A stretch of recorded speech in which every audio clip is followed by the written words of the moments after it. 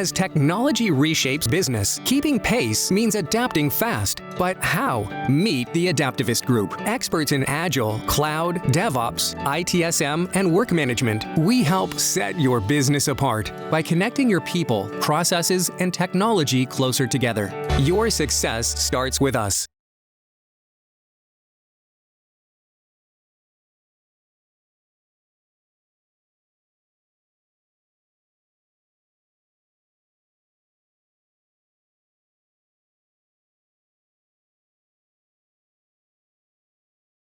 Hello and welcome to our session where we explain how Lufthansa Systems is serving over 300 airlines with Jira Service Management. But before we begin, let us introduce ourselves. So my name is Lars Lipecki and I'm the product manager responsible for all the Atlassian tools we provide for the Lufthansa Group. And also hi from my side, I'm Hendrik Hilbig and I'm a consultant for the Atlassian tools, working closely together with Lars and the service management tooling team at Lufthansa Systems. Let's start with a little background and context about what we at Lufthansa Systems are doing in general and what our team is providing for the Lufthansa Group and for our external airline customers. Our company was founded almost 30 years ago as an internal IT provider for the Lufthansa Group and has since grown to over 2,800 employees worldwide, working in about 17 countries and serving our over 350 airline customers from around the globe. Speaking in general terms, we provide tools and applications to support airlines in every aspect of their daily operations. So, for example, our applications allow an airline to plan their flights, schedule their aircraft, and share that scheduling information with over 150 other airlines. And around 45% of all the flights in Europe have been calculated with our Lido 4D solution. And of course, we also provide an in-flight entertainment solution. It's called Bot Connect. And for example, revenue accounting for passenger receipts. So everything an airline needs, it will get from Lufthansa Systems. In our team, the service management tooling team, we operate and maintain the two major Jira and Confluence platforms used in the Lufthansa Group, serving over 15,000 users in over 2,000 active projects. And we are around 25 colleagues, support agents, admins, developers, consultants, managers, and we are bringing DevOps, project management, collaboration, agility, IT service management, and enterprise service management to the table for our customers. So we have been using a wide range of Atlassian tools and features for quite some time. And we started with an internal use case for JSM, the Jira Service Management, that has been our own service desk portal roughly 2 years ago. And today we have brought you some more details on one of our major JSM implementations. And Hendrik, please tell us more about this customer service portal. Thank you very much, Lars. The customer service portal started off as a project. So there was an initial idea by our sister team for the service management, who are responsible for our ITSM processes, that there should be one customer-facing input channel for our ITSM processes and for our tickets, so to say. With that, there was the idea of the CSP born, basically. And together with the sister team I just mentioned, we had an evaluation phase for 6 months and worked on the project for another 15 months. So quite some time that we used on our customer service portal, as this is really was an important milestone for us. The goals or the objectives for that project were quite clear. We wanted, as I already said, to standardize the customer input channel for the ITSM processes. We wanted to establish a known error database, which also comes in handy if you're using JSM. What we also wanted was simplicity for the customer. I will go into detail on that later on. And we also wanted to enable a standardized SLA monitoring and reporting with one portal, which is totally possible with JSM. Okay, Hendrik. So when our colleagues came to us asking for an idea about a customer-facing portal using JSM, what was their main problem with the current setup? Yeah, to maybe show the problem with the old setup, I also brought some graphics. As you can see in this picture, this was the, let's say, our portal or service desk architecture beforehand. As you can see, we had over 380, so roughly 400 A-level projects around. So you have to imagine all the products that Lars showed you in the beginning. Each product customer combination. So, for example, Lufthansa Airline and the SCAD Connect. The SCAD Connect product had one A-level project.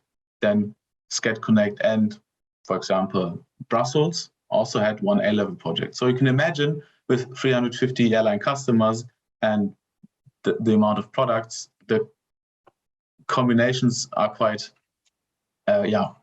big. The number of combinations has been heavy, and therefore we had this much A-level projects. They were all connected then to a product B-level project. This hasn't changed today, and then into a C-level project. So this was the old setup. As you can see, the problem there was that also we were using Jira Core. So let's say initially a software development tool that was used for customer service, also not the great leading example.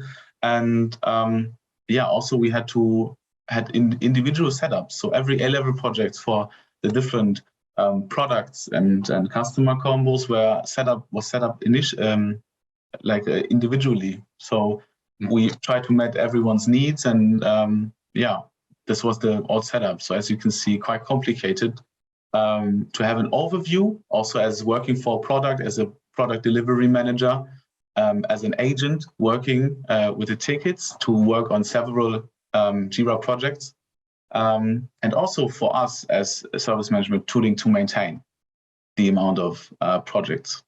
Okay, I get it. So, and what was our solution for that? Yeah, well, solution was, quite frankly speaking, JSM. And as you can see, what changed to beforehand was that the amount of A-level projects got eliminated, basically.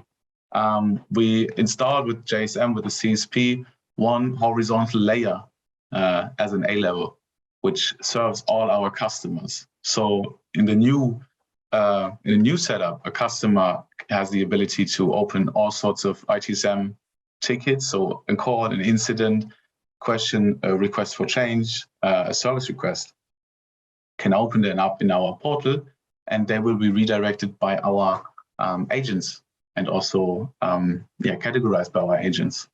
So no questions asked, where do I open a ticket for product X at Lufthansa Systems with what issue type? I have an incident, I have a request for change, I have a question. There's no such question. We have one central point, and all the issues get opened by a call and get categorized by our agents, by our service desk agents. So one customer-facing portal, which really enhanced the user experience. Well, this is actually reducing a lot of the complexity, I guess. And for now, I would suggest we dive a bit deeper into our implementation and show our viewers 3 specific features that we use in our portal. So, yes. Hendrik, could you show us first our approach to improve the accessibility and user experience for the end user? Yes, of course. So what we brought you with today is the integration environment of our customer service portal. As we can see here, the user is landing on the page. Initially, he gets greeted with the amount of requests that he's allowed to enter, and this is initially what it looks like. It's an integration environment, so don't wonder, this is not our prod system. If, for example, an incident will be opened up, As you can see here, the customer has to enter certain values. One of the values also being the affected service. As you can see here, once the ticket is opened, it will look like this for the customer. And initially what is really important is this affected service, because in our CMDB, in our insight, we have this, in this example, SCAP Connect. You might have heard of the product earlier when Lars talked about it. We have this demo customer application service installed. And as you can see here, behind that, we have also the product element and even a request catalog for the different service request types. If the service request is opened, where you can also see the target project would be the B-level project of the connected product, in this case, SCAP Connect. Also, what I would like to show you is the product element, which is quite interesting. There you can see the product manager. I entered myself as product manager for the time being of that demo. But here you can see what really is important is that there is the project problem target project and the service support project linked in the CMDB. So we already give the decision to the system and use post functions in our workflow, which then decides, which then will decide where the connected ticket, either an incident and problem in ops LSY, on operations at LSY, or a service request will be opened in that case. And this really helps us a lot, because these are decisions that the agents do not have to make. These are decisions that don't have to be made by the customers, because we give that information to insight, to the assets. And yeah, it helps us really, really a lot. Yeah, this is certainly a smart use for the CMDB functionality, because we didn't have that before. And it's pretty nice to have it here in place for the customer service portal. Okay, the next part of the demo will show you our self-developed plugin called Link Manager. We are using Link Manager here to automate synchronization between issues in different projects and to thereby reduce the manual efforts that we have with this kind of synchronization. And Hendrik has prepared a typical example from the customer service portal to show you. So the last picture or the last screen I showed you was this one, when the customer opened up, in this case, an incident for our SCAP Connect demo customer affected service. If then an agent looks at the request, it looks like this. So of course, it's in one of our queues, and there are quite some things you can do here as an agent. And to show our link manager, what I would like to do is press the button, create an incident, because this is where the link manager comes in hand. When the incident is created, I, of course, have to enter some values again. I also have to enter an affected item. We will just use the demo customer item here as well. And I could also change that description. And what I can do is write in comment and say we are on it, for example, which would then create an incident. So as you can see, the linked incident is created in our ops LSY, which I talked about in the beginning. This is the operational B level from our side. And yeah, as you can see here, the incident is created. And if I then start the progress on this incident as the agent, I can also comment something in here to tell them I need some input, for example. And we are also working with a comment restriction plugin. So in general, the comments are always restricted to the role commenter, which is our internal role. But I could also change that to all users to make it visible on the portal. So I would do that. And as you can see, we are synchronizing it. So on the portal for the customer, it looks like this. So what I stated here, we are on it. Also, the progress started on the incident is in here, and also the I need some input comment. What is causing that actually is our link manager, and this one particularly looks like this. So it is configured. We have a configuration name and a certain description. As you can see, we can choose from all source projects and from all projects, a list of all projects on our instance. And in this case, you can only see the demo project for obvious reasons. But here you can, look at the source issue type. So the source issue type in this case is a call. As I already mentioned, all the requests get opened in a call and will be then specified by the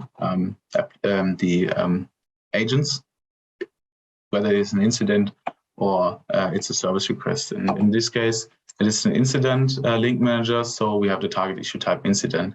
And in this case, we open from our portal to the operations B-level projects, we open an incident.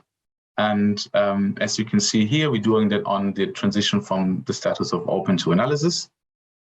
And we are updating, we are using different fields to update the source and target project, which we have just in the background of our system. And we're also using a field mapping, as you can see here. So we are mapping source to target and target to source on all occasions. So if there's any update on our incident in our operations at LSY project, it gets directly updated also for the customer in the portal view. And this holds true for all fields that we decided on. And also, as you can see down here, for the status. So we also have a status mapping implemented. If I do changes on the ops LSY in terms of status, this also gets synchronized with our A level or with our portal view. So what I can do here, for example, for an incident, I can resolve that incident in this case and write in here resolved. Again, it's an internal comment. I can make that available to the user, but for this particular reason, I will just put it on resolve. So as you can see, the incident has been resolved, and also the ticket in the A level has been resolved. So if there's if you just reload that, also they getting a notification that the incident has been resolved.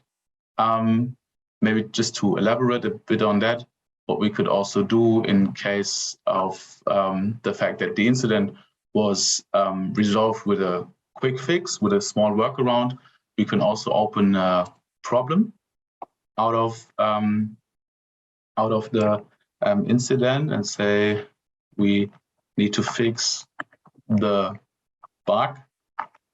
It's not German writing. And we will have a problem ticket opened also in ops LSY, because as stated in the CMDB, the problem target project is operations at LSY. And anything that is done in here, in general, any comment is internal. So because the problem fixing is an internal process, but what we do is we have the information available to the customer that we have created a problem and that we are working on a problem fixing, what you can see here. So there was a problem issue created after the incident was resolved, and there will be updates when we start, for example, the progress. Reason for investigation would be a reoccurring incident in most cases, and we start the progress on that internally. The customer gets also notification that we started the progress. And if we then start, for example, the implementation with an external issue ID of bug fix number 3 for our bug fixing project, we do that and then also resolve that issue, have a fixed version in here. For example, send the 5.5. The workaround is workaround was easy, just making something up. We type in a solution. Maybe it's trial and error, and then we maybe have a documentation on the known error database, which we go into detail in just a few seconds. But in this case, it's not the case. We can also do a comment. I won't do that now. And I, of course, have to state a root cause, which I would just name test root cause, because this is what I can make up in my mind right now. And I will resolve the problem that was created out of the incident the customer opened. And the customer will also have an information about that related problem being resolved, have a root cause, a workaround, and a new fixed version so that he can install a new version to our product and have this bug fixed for a longer period of time without a workaround. Yeah, this is really a time saver for the agents, because they don't have to go to different projects, to different issues, and update the same information in different issues. So we are really, really proud of this plugin. So the last topic that we want to talk about is how we improve the self-service capability of the customer service portal. So now let's take a look at knowledge management with JSM and Confluence. Yeah, right. So this one is, I think, quite easy, but it helps us really a lot, because with JSM, there comes also the functionality of the known error database of the knowledge DB. As you can see here, we have quite some articles already collected and are working on them all the time. And if there's an issue fixed by anything that can be documented easily, we will do that here. And as you can see, we have, of course, global customer articles that are available to all customers if this is a general fix. And also, we do have that for the individual products. And then below that, which I unfortunately can't show you, we also have for the individual customers of the products, knowledge-based articles, which help them directly having self-service.